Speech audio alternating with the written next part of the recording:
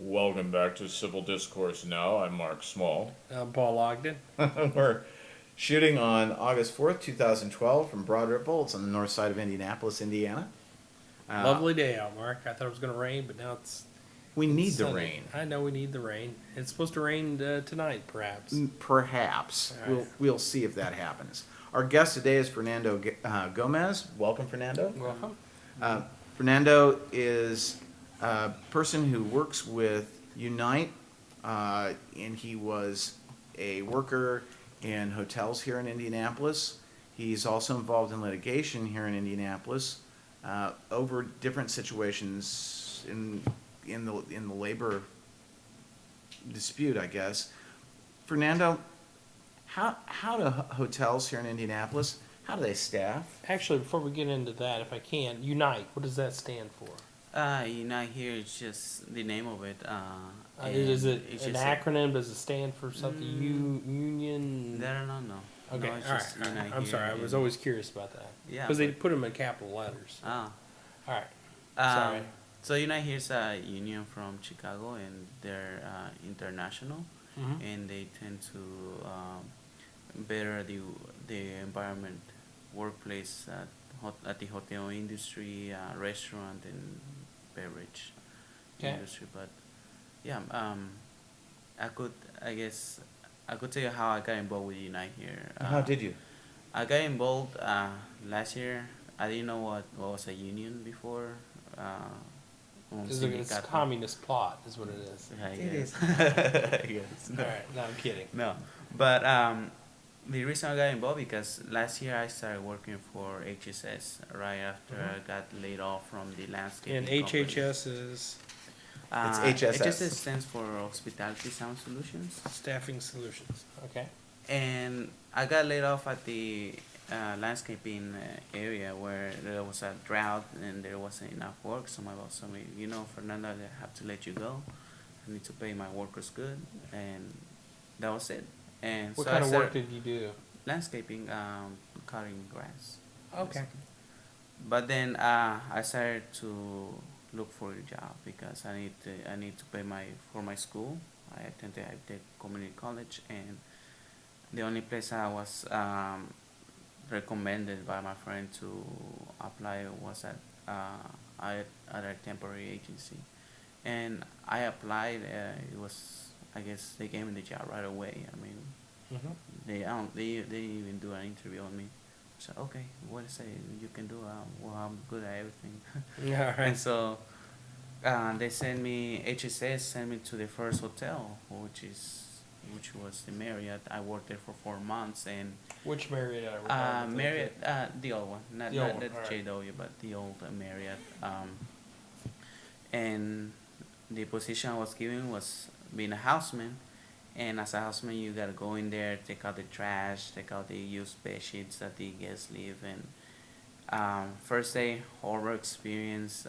So many dirty rooms I saw because of the Gen Con convention that was going on around August. Ooh, Chinko. Lots of pizza boxes, game cards, and oh my goodness. So yeah, it was a horror experience, and they literally didn't give me the training. It's just like, hey, here, just follow that guy and do the work. Well, and that's one thing I wanted to point out. I used to stay at Marriott quite a bit. I had a frequent guest card, and I thought that really meant you build up points and you'd like be able to get a good, like a week's free room or something. It doesn't work that way. I got like 3 nights altogether after spending all this money, but in every room they don't have the Holy Bible like they do in other hotels. They've got the Book of Mormon, and then they've got the biography or autobiography of the Marriott that founded the chain.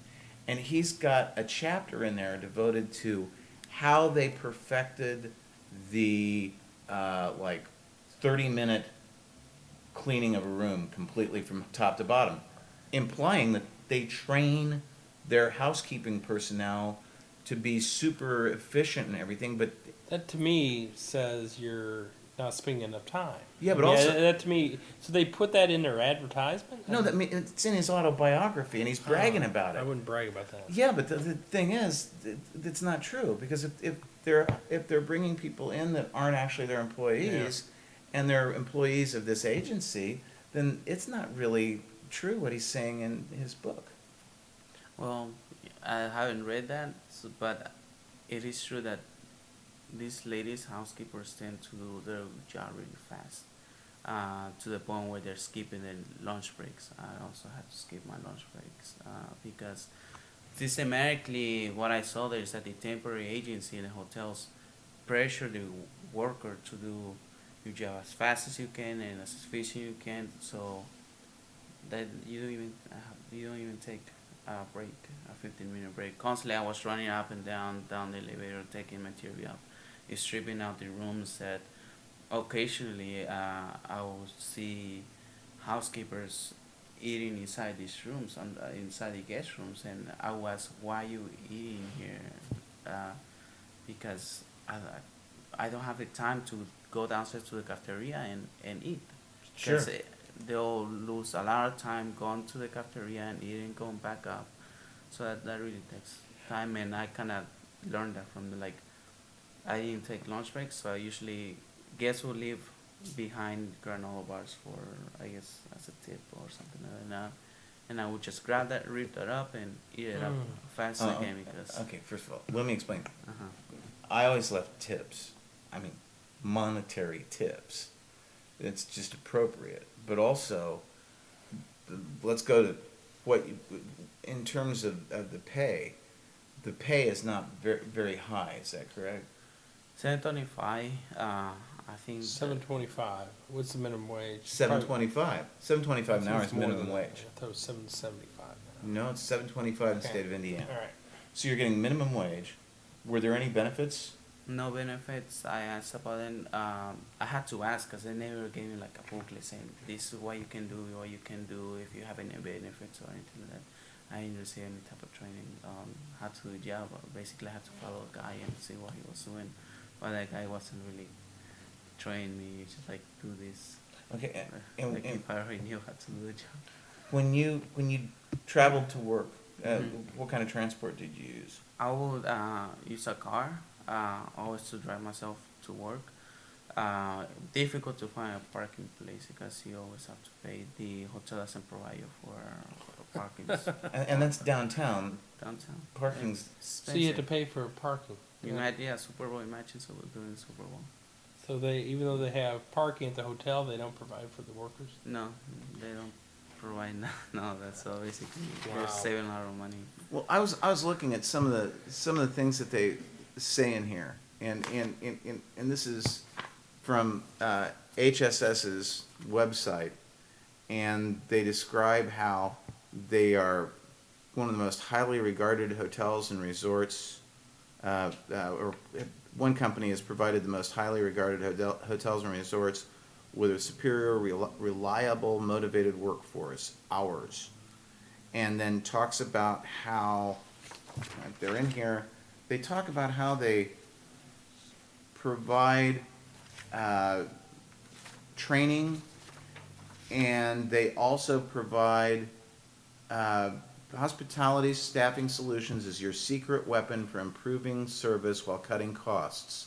12% annually on average.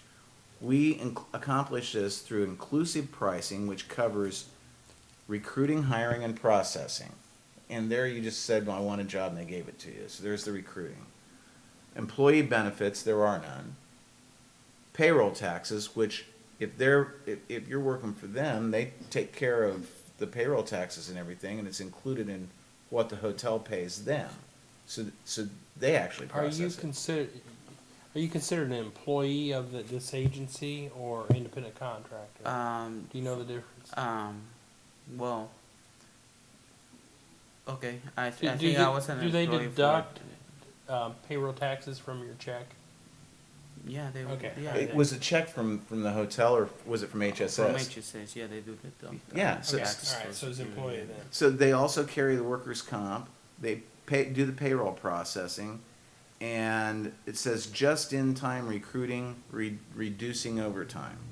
So in other words, they'll staff presumably for the 40-hour week, but were you asked to work? Overtime, no. I think that's what really upsets them. There was a time where I clocked out like 30 minutes after I was supposed to clock out.